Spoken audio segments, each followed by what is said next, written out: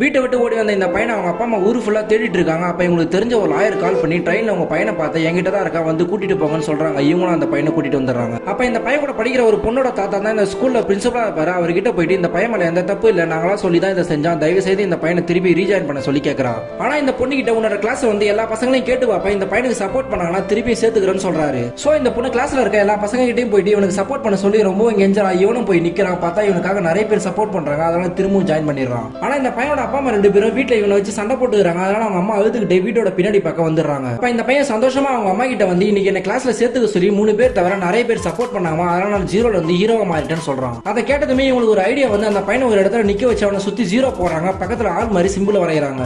தென் அந்த பையன் கிட்ட நீ ஜீரோவா இருக்கும்போது உனக்கு சப்போர்ட் பண்றவன் லெஃப்ட் சைடுல இருக்கிறதால தான் உன்னோட மதிப்பு 100 மாறுது, அதே மாதிரி ரைட் சைடுல சப்போர்ட் பண்ணாதவங்க இருக்கிறதால தான் உன்னோட மதிப்பு 1 மாறுதுன்னு புரிய வைக்கிறாங்க. இப்போ இவனுக்கு ஜீரோனா என்னன்னு தெரியுது. இப்போ இவனோட அம்மாவே இவனுக்கு சரஸ்வதியா தெரியுறாங்க.